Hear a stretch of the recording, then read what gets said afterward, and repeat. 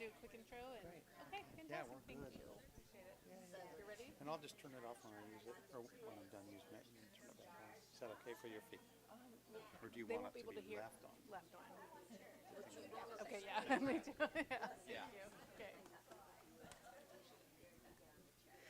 Good evening, and welcome to First Tuesday Music at the Library. First, if anyone is in need of an assistive listening device, please see the librarian at the fiction desk. We have some devices you can borrow. Next, I'd like to thank the Friends of the Library who sponsored this program and so many other cultural and educational events.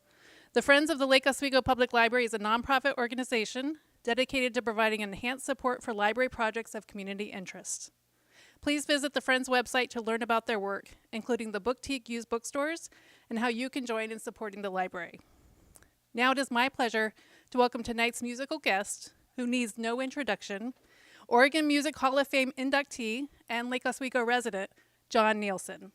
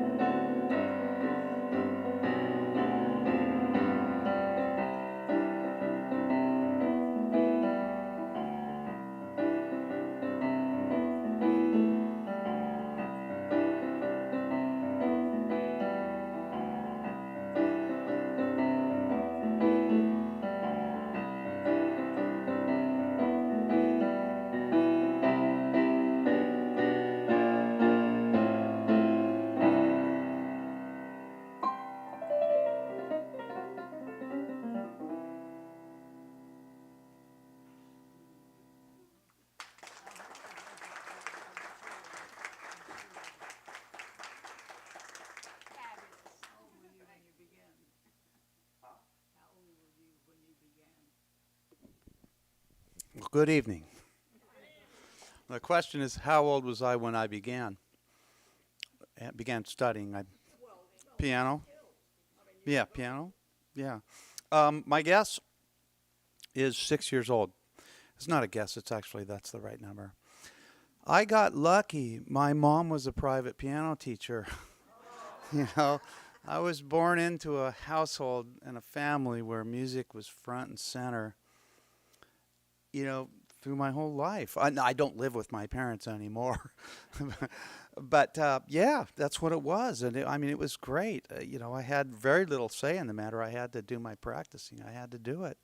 So I started at 6. And I'll tell you what, there's probably 5 things I could sit here and say these 5 things are the most important things, that have happened in my life. Really sort of pushed me in the direction that I've ended up. Maybe it's 6, maybe it's 7, who knows. But one of them, on a very small, short little list, is an assignment that my mom, the piano teacher, gave to us. And we were all 4th grade students. And she says, okay. And she says this to all us 4th graders. Must be 8 or so of us. They come together once a quarter. And we share ideas and we play for one another. We called it class. It's probably pretty standard protocol in piano lessons when you're young. And the assignment was to compose a song. That's the assignment my mom gave to us. And I'd never done that. But I'll tell you what, I did it. I fulfilled the obligation and the assignment, which I completed like all the other students. But it's not just that. There was something much far more profound that I didn't really understand at the time that took place during that process. And that was, it really unlocked something in me that changed my life.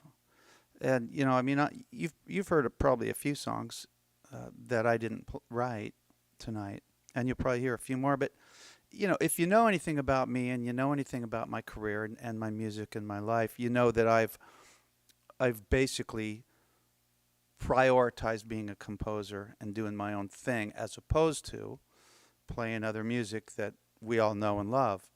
And it's never a matter of what's right or wrong. They're both right. It's a matter of what's right for you. That's the most important takeaway. For me as an artist, I do exactly what I want to do. And that's the end of it. If someone hires me and they say, John, I know you can play, but you need to play more cover songs, I'd probably just say, well, thanks, and I guess it didn't work out. And that'd be okay. I'd get it. I'd completely get it. But no, you have to be who you are. And I credit my mom with showing me that you could color outside the lines, you could be yourself, you could create, because for me, that's made all the difference in the world. And for the next person, could be something completely different, and that's just great. That's what makes it also interesting. Everybody's just a little different, but yeah, you got to be who you are, and so therefore, I hope you guys are flexible. You're probably not hearing a whole bunch of songs that you know, but that's the best way to do it. I always thought, okay, so what do you do if you're going to take this seriously? Are you going to be in a band and you're going to play other people's music and rock covers? Am I going to do 70s hits?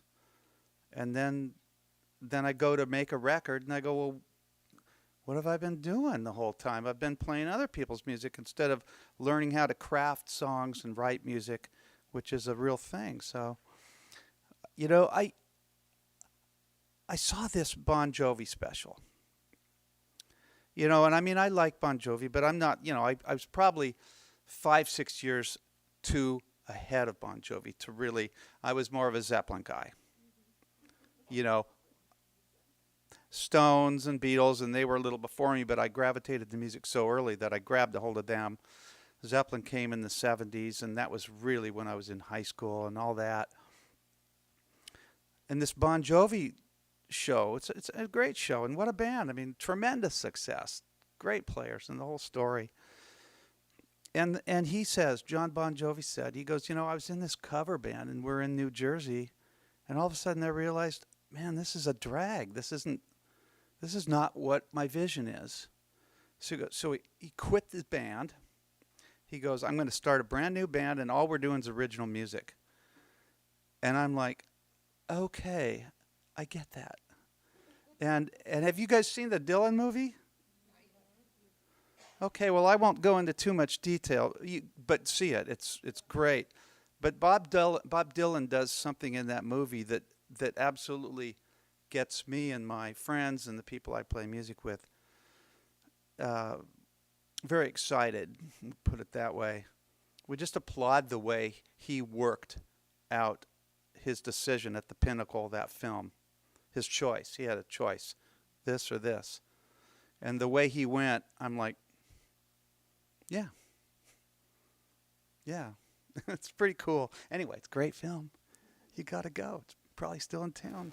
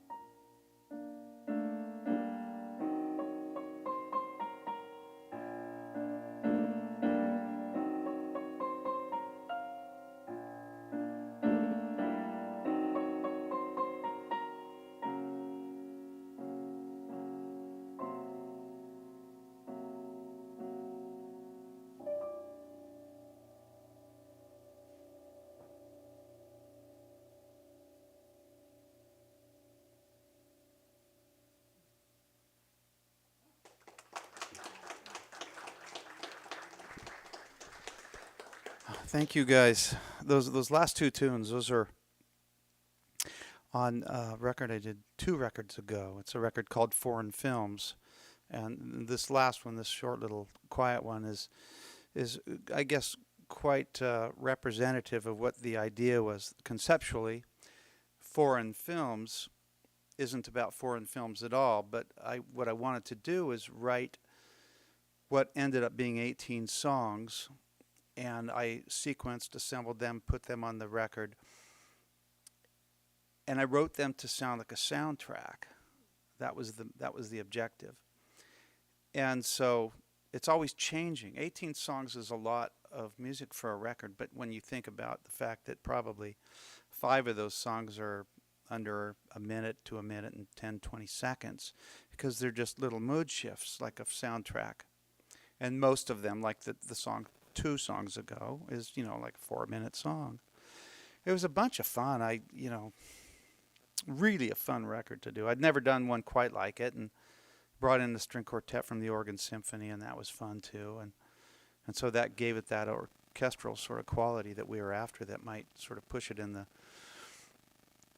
the direction of film score, soundtrack. And yeah. And now I'm doing a record that's completely different, but to me that's what the whole thing is about. It's like following what's guiding you from the inside at the time. It's like, one of my favorite artists is Neil Young. You guys all know Neil Young, and he's had quite a career for sure. So he puts out Harvest in 1972, and Harvest has, Heart of Gold, which went to #1, and Old Man, and all these great songs that we know and we love. And this is what I love about that guy. He's so in it for the music first. His line was, basically, I did that record, everybody loved it. I could have done it again, but I did something that nobody wanted. And his quote goes something like, I started, I took my music into the ditch. And it was a lot bumpier, but it was a lot more interesting of a ride than trying to make everything perfect. And I love musicians that take chances like that, even if you don't like everything. It's like, we can all do the same thing and be perfect every time, and you find a formula that works and people like it and you go with it. And part of that's great, and part of that's not following your art, unless, of course, it is. But you have to be, as I said earlier, I think it's so important to be true to who you are. And people that have done that have always made a big impression on me. You look at the Beatles.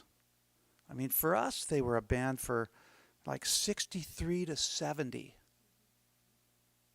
I mean, that's a short little sliver of time. And look at how they evolved during that time, their sound. Now, it's true that technology really, really changed and evolved during those 8 years, 7 years. But man, you go early Beatles, middle Beatles, and late Beatles, and it's like 3 different things, because they just kept pushing the envelope so much. And they had all this tremendous success, but they kept saying, let's keep pushing it, instead of let's do this again, because because we're the #1 band in the world. That sort of thing really gets my attention, and I love that. So it's been a joy to play for you guys. A lot of fun. I want to thank the friends of the library and everybody for everything they do for our wonderful community. I can't believe how lucky I feel to live here. I'm a guy like probably some of you that has traveled around a lot just in my work, and man, to come back to Oregon, I couldn't pick another state I'd rather come home to, and then to be able to come home to LO. It's like, you kidding me? I mean, it's a remarkable deal. It's a wonderful place to call home. We're all blessed, and we should give thanks for that. I've got 2 shows coming up at the Lake Theater. You guys know where that is, with my band on April 17 and 18. I've got some little pieces, little flyers back there on the table on the way out if you're interested. That'll be a bunch of fun. It's a Thursday and a Friday night. Yeah, anyway. I'll wrap it up with one more little quick tune, and even though it's 6:30 right now, we'll do a little bit of overtime. Bless you guys. Thank you so much.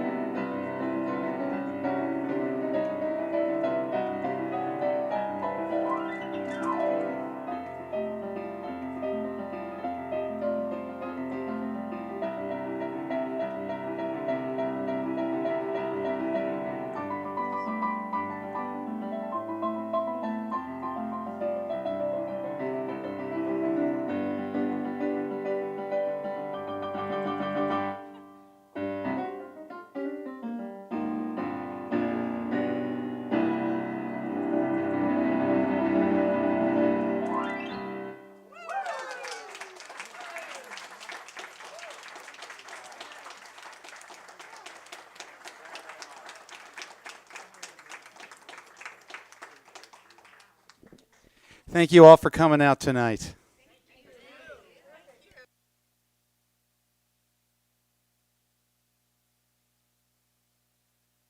For coming. Thanks again to John. And if on your way out you're able to stop and fill out one of our surveys, we really appreciate it. Thank you.